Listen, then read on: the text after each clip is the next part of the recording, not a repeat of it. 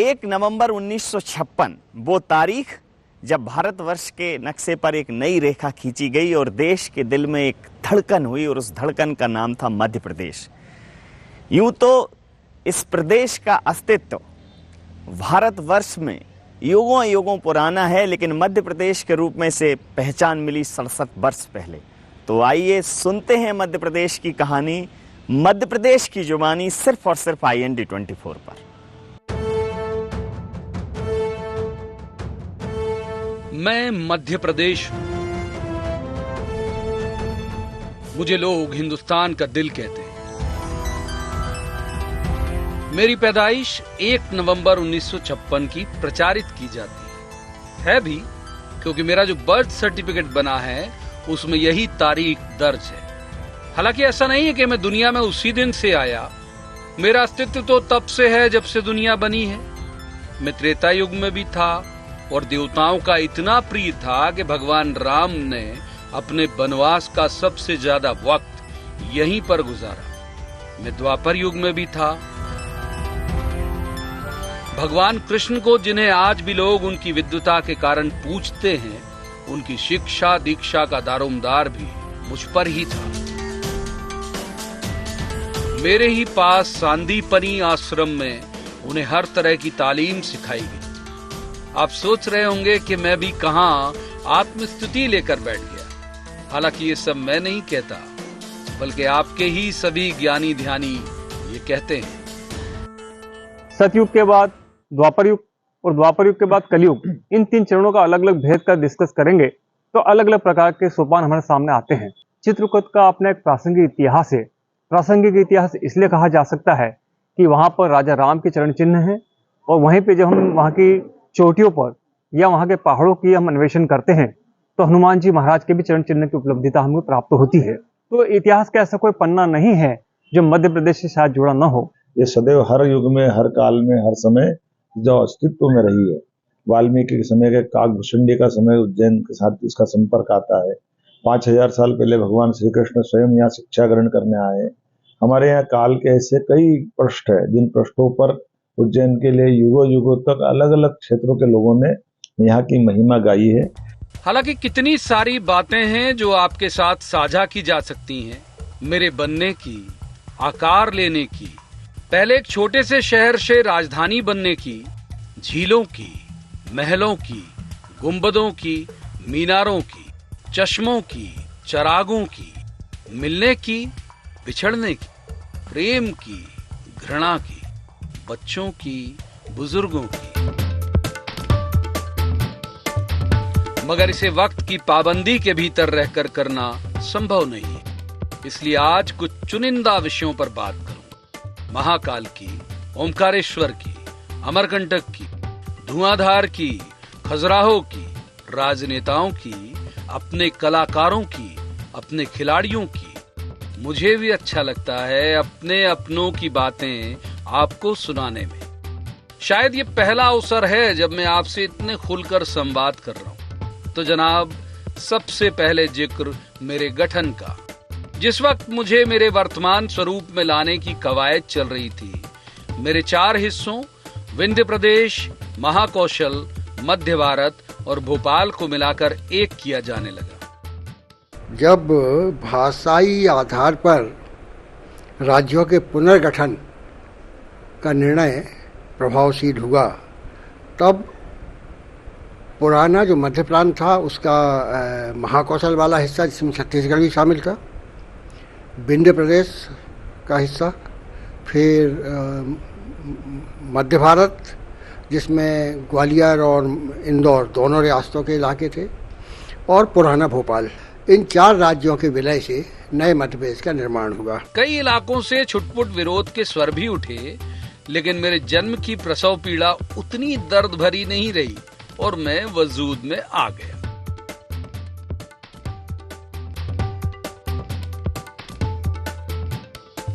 मैं आ तो गया, लेकिन मसला फंसा मेरी राजधानी को लेकर। भोपाल उस वक्त बहुत छोटा था, लेकिन सत्ता के केंद्र में प्रभावी था। जबलपुर के बहुतेरे नेता चाहते थे कि राजधानी जबलपुर बने, लेकिन जीता भोपाल। बहुत जो नेता लोग थे जो इसके लिए लगे हुए थे कि भोपाल मध्य प्रदेश की राजधानी बन जाए, जिसमें शंकर दयाल शर्मा भी थे, चतुर नारायण मालवीय जी थे और भी कई विचित्र कुमार सिन्हा थे पत्रकार। जवाहरलाल नेहरू से वहाँ मिले थे जाके, उन्होंने कहा था कि एक तो बहुत कनेक्टिविटी में सेंट्रल इंडिया में भोपाल है और यहाँ पर सबसे बड़ी बात यह है कि आपको नई सरकार के लिए, नई राजधानी के लिए इमारतें बनवाने की एकदम इमीडिएट कोई ज़रूरत नहीं होगी। तमाम बिल्डिंग्स थी, उसमें आप दफ्तर शुरू कर सकते हैं और विधानसभा तक आप जो है वहाँ पर आप शुरू कर सकते हैं। जबलपुर के लोग इस निर्णय से इतने नाराज हुए कि उस साल दीपावली भी नहीं मनाई गई जबलपुर में। खैर, जहां भोपाल में आज का कलेक्ट्रेट है, वहां मेरा सचिवालय बना, सरकार वहीं से चलती थी। ये वल्लभ भवन जो अभी सत्ता की सबसे ताकतवर इमारत है, ये तो उसके एक साल बाद 1998 में बनना शुरू हुई। पहली विधानसभा बैठी मिंटो हॉल में। ये हॉल 1909 में गवर्नर जनरल लॉर्ड मिंटो की शान में बनना शुरू हुआ था और अंग्रेज अधिकारियों के आतिथ्य सत्कार के उद्देश्यों को लेकर बना था। लेकिन बाद में इसके दूसरे इस्तेमाल भी हुए, अंततः यह विधानसभा के काम में आया।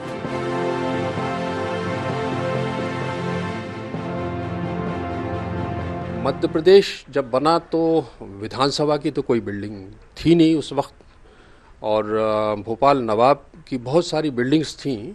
तो उसके अंदर जो आज आप देखते हैं, जो ओल्ड सेक्रेटरीट जो कहा जाता है, जहां आज की डेट में कमिश्नर कार्यालय है, कलेक्टर कार्यालय है और लोकायुक्त का भी कार्यालय है, जहां आज आप देखते हैं कि लोकायुक्त कार्यालय है, वहां मध्य प्रदेश की पहली विधानसभा लगी थी। फिर 1957 में विधानसभा को यहाँ चूँकि बहुत छोटी पड़ती थी ये बिल्डिंग, तो उन्होंने मिंटो हॉल, जो आज आप मिंटो हॉल देखते हैं, जिस वहाँ पर ये 1957 में पहली विधानसभा लगी। दिलचस्प बात यह है कि भोपाल राजधानी तो बन गया, लेकिन जिला नहीं था। भोपाल का जिला था सीहोर। राजधानी को जिला बनने के लिए तकरीबन 16 साल इंतजार करना पड़ा। 1972 में भोपाल जिला बना। अब आप देखिए मेरे मौजूदा स्वरूप को। चमचमाती इमारतें, फ्लाईओवर, मेट्रो की तैयारी, मॉल, खूबसूरत सड़कें। उसके बाद देखिए उस जिले को जिसका अधीनस्थ शहर रहा भोपाल, यानी सीहोर का मैं जिक्र कर रहा हूं, वो अब कहां है और भोपाल कहां है। कहते हैं ना, एक पत्थर की भी तकदीर संवर सकती है, बशर्ते उसे सलीके से तराशा जाए।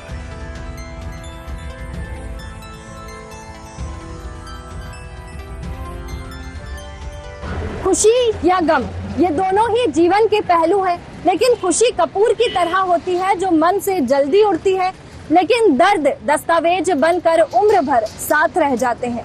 अतीत के कुछ पन्ने अगर पलटकर देखें तो एमपी के कई सफ़े दर्दनाक हादसों की स्याही में रंगे हुए नजर आते हैं। कब कब रोया प्रदेश, सुनिए सिसकिया।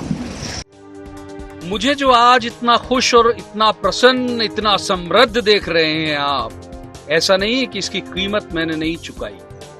विकास के इस सफर में मैंने कई काले दिन भी देखे।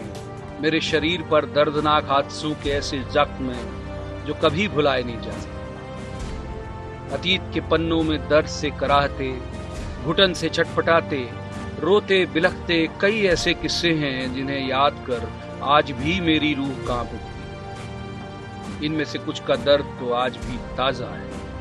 ये दर्द भुलाने वाले भी नहीं है।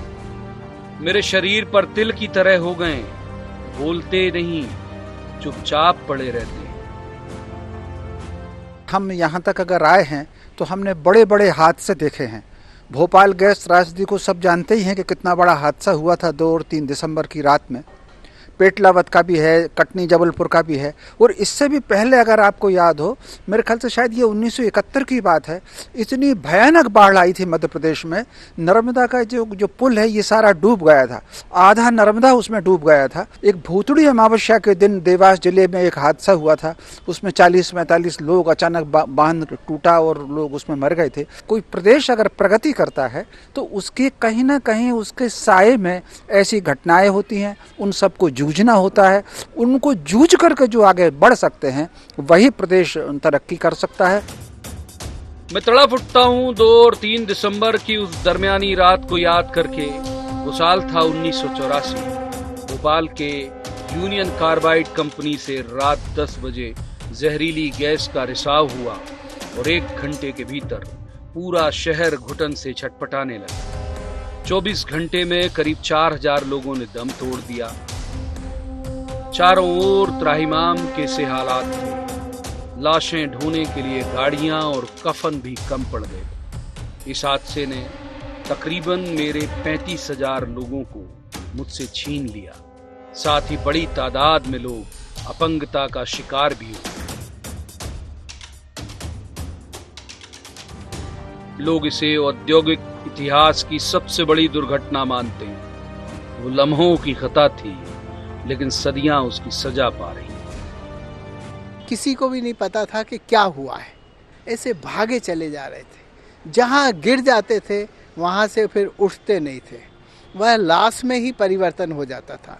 इसी तरीके से स्थिति हॉस्पिटलों की थी। हम लोग जब सवेरे 5, साढ़े 5, 6 बजे गए तो हमीदिया में भी बहुत लाशें थी।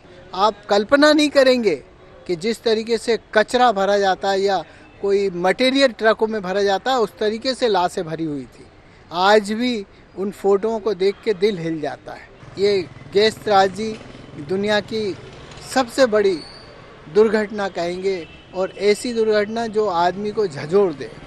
हादसों को रोका नहीं जा सकता, लेकिन सबसे तकलीफ देह होता है उन्हें असहाय बनकर साक्षी भाव से देखना। 16 फरवरी 2021 को हुआ सीधी बस हादसा भी मुझे आज तक रुला देता है। सतना से सीधी जा रही बस अनियंत्रित होकर 24 फीट गहरी बांट सागर नहर में पलट गई थी।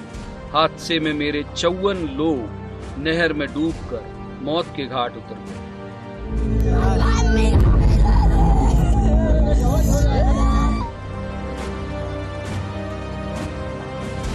घटनास्थल पर शवों की कतार लगी हुई थी। इसी तरह कैसे भूल सकता हूं मैं 12 सितंबर 2015 का पेटलावद विस्फोट। जब जिलेटिन छड़ों के गोदाम में भयंकर विस्फोट हुआ था, इस धमाके ने मेरे 78 लोगों को लीन लिया। हादसा इतना दर्दनाक था कि मृतकों के शरीर के चीथड़े उड़ गए, उन्हें पोटलियों में समेटना पड़ा।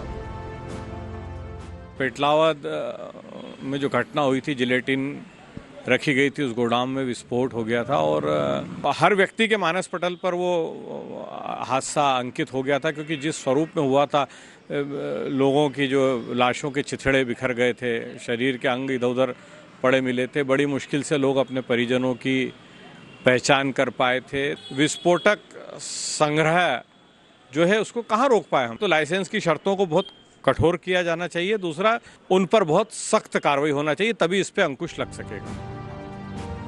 ये सिर्फ चंद ही किस्से हैं जो मैंने आपको सुनाए हैं। इस तरह के कई हादसों में मैंने अपने लोगों को जलते देखा, घुटते देखा, तड़फते देखा। मेरी पीड़ा में मेरे साथ पूरा देश रोया, लेकिन मैं कभी टूटा नहीं। दुख की घड़ी में मैं लोगों का सहारा बना, दोषियों को सजा दिलाई तो हजारों पीड़ित परिवारों को मुआवजा भी दिया। मुझे पता है कि ये मुआवजा किसी अपने के चले जाने का गम नहीं मिटा सकता, लेकिन उनके जख्मों पर मरहम लगाकर मैंने उन्हें जिंदगी जीने की नई राह जरूर दिखाई।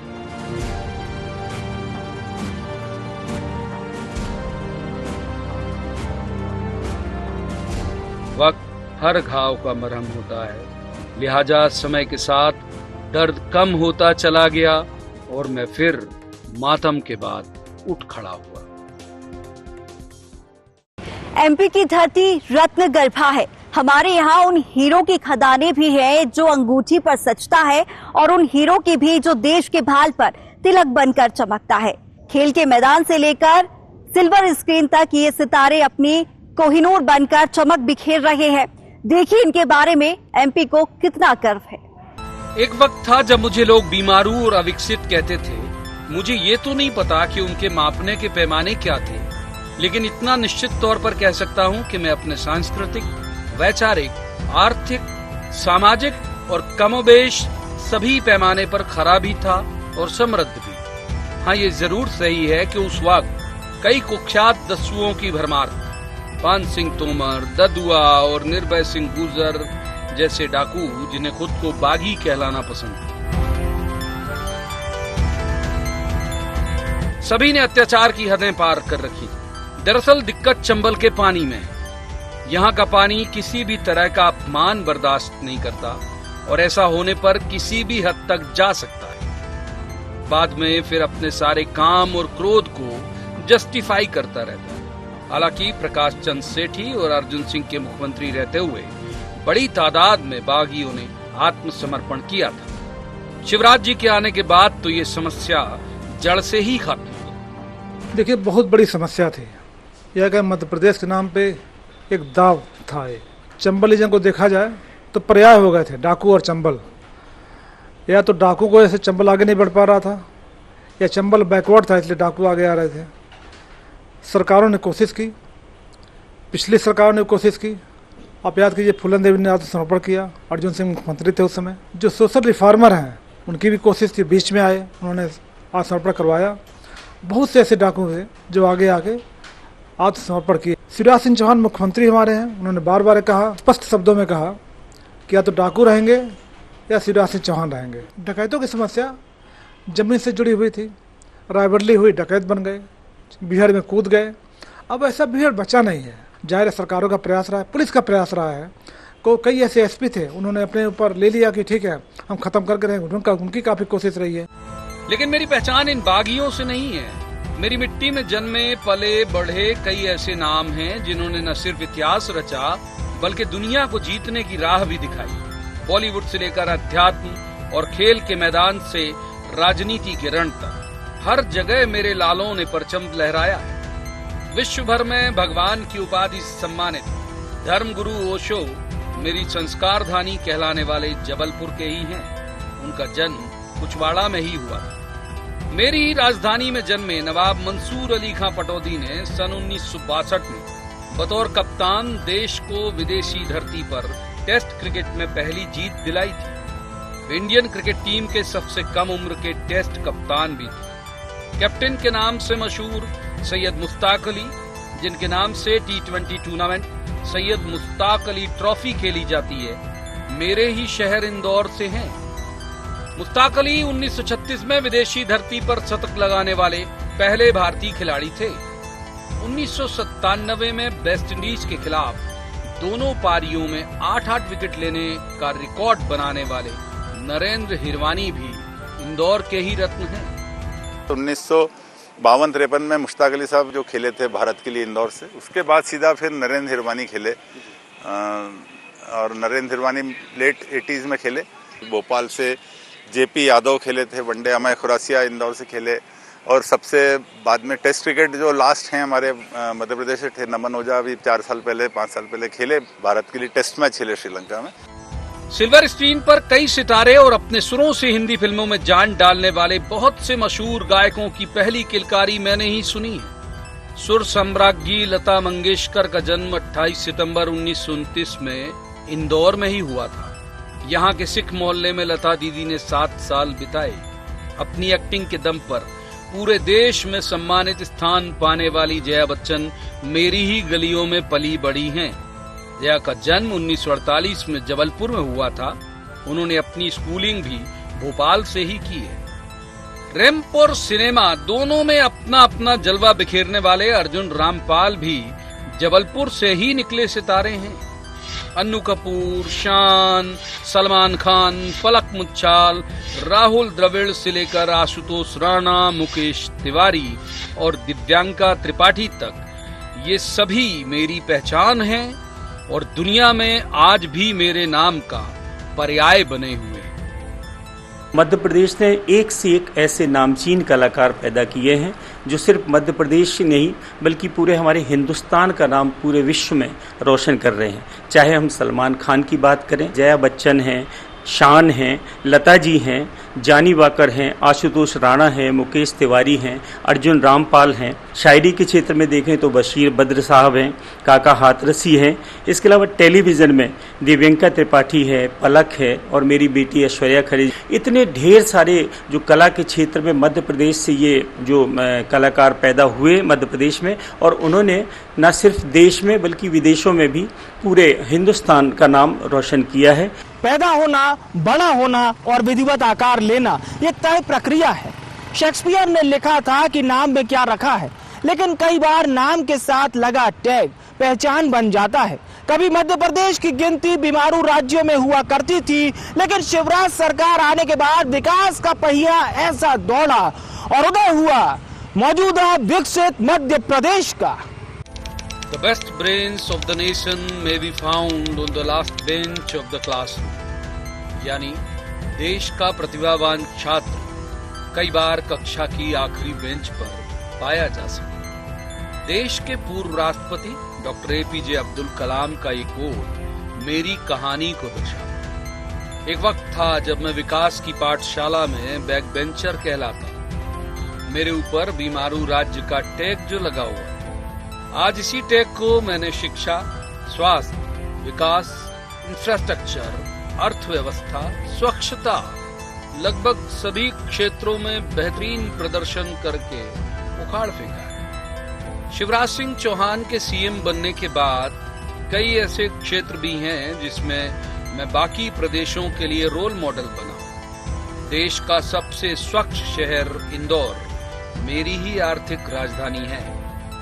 देश भर से अधिकारी स्वच्छता की ट्यूशन लेने मेरे उसी शहर में आते हैं। MBBS की पढ़ाई हिंदी में शुरू कराने के बाद से पूरा देश मेरी ओर देख रहा है। ग्रामीण इलाकों के टैलेंटेड बच्चों को तराशने के इस नव विचार की हर कोई सराहना कर रहा है। और जहां तक शिवराज सरकार के इस ताज़ा निर्णय की बात करें तो ये नवाचार करने वाला पूरे देश में मध्य प्रदेश पहला राज्य है। और उसमें भी खुशी की बात यह है कि इसकी शुरुआत भी हर मामलों में नंबर 1 रहने वाले इंदौर से हुई है।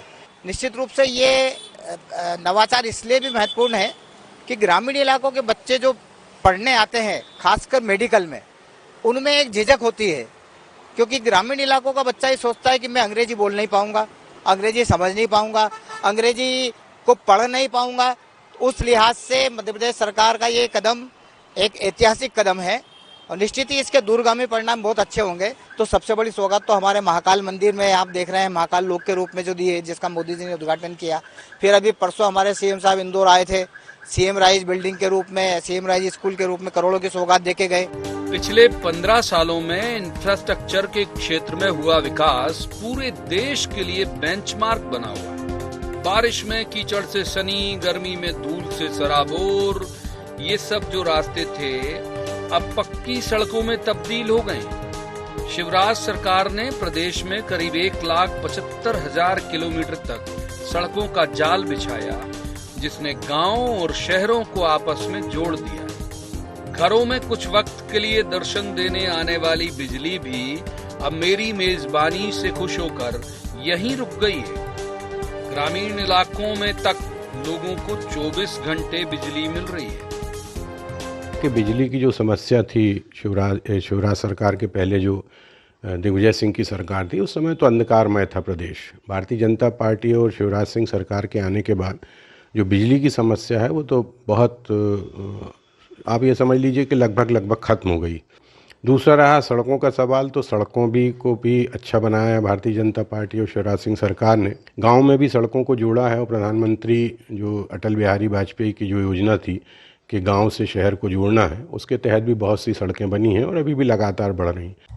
बेहतरीन शिक्षा से नवंकरों को सींचने की बात हो या खेतों में सिंचाई का रकबा बढ़ाकर गेहूं उत्पादन में पंजाब को पीछे छोड़ने की, मैं हर क्षेत्र में बलवान हुआ हूं। इंदौर में 1996 में खुला IIM, 2008 में खुला IIT, सालों से देश के उज्जवल भविष्य को ये संस्थान संवार रहे। प्रदेशवासियों को बेहतर स्वास्थ्य सुविधाएं देने के लिए भोपाल में एम्स भी है। बीते सालों में सिंचाई का रकबा 7 लाख हेक्टेयर से बढ़कर 45 लाख हेक्टेयर हो गया। इसके अलावा देश की जीडीपी में भी मेरा योगदान 3.6% से बढ़कर 4.6% हो गया है।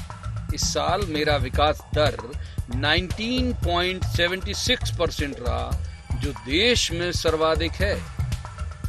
मध्य प्रदेश ने धीरे धीरे जो प्रगति की राह पकड़ी है, विशेषकर पिछले अपने 20 सालों की बात करें तो हर क्षेत्र में मध्य प्रदेश में काफ़ी तेज़ी से विकास हुआ है। अधोसंरचना विकास के साथ ही यहाँ तक सिंचाई विभाग जो आज किसानों के लिए सबसे ज़रूरी है, आज जब से शिवराज सिंह जी ने मध्य प्रदेश की कमान संभाली है तो उसके बाद से सिंचाई के क्षेत्र में तेज़ी से विकास हुआ है और उसके कारण ही मध्य प्रदेश की आज जो उत्पादन क्षमता है, विशेषकर गेहूं की बात करें तो पंजाब से भी आगे निकल गया है। मध्य प्रदेश की वर्तमान सरकार या भाजपा सरकार, शिवराज जी सरकार का लक्ष्य है कि हर खेत को पानी पहुंचना जरूरी है। मध्य प्रदेश की सरकारी अस्पतालों की हालत बहुत ही बेहतर हो गई है, चाहे हर मशीनें हर जगह लग गई हैं, हर जगह डॉक्टर हो गए हैं। विशेषकर अभी सरकार ने प्रयास किया आदिवासी क्षेत्रों में भी जहाँ कहीं डॉक्टर नहीं थे वहाँ भी काफ़ी पद। तो ये थी मेरी गाथा। कितना अच्छा लगता है जब आप किस्सा गोई के अंदाज में अपनी खुशी, अपने गम, अपनी उपलब्धियां किसी से साझा करते। इस पूरी कहानी को सुनाते वक्त मैंने आपके चेहरे में आते जाते भाव देखे। देखा कि आप कहीं भावुक हुए, कहीं मुस्कुराए, कहीं थोड़े गमगीन भी हुए और कहीं आप गर्व से भरे। ये संवाद आखिरी है ये नहीं कहूंगा, क्योंकि IND 24 संभव है कि फिर बने हमारे और आपके संवाद का जरिया। लेकिन फिलहाल तो मुझे दीजिए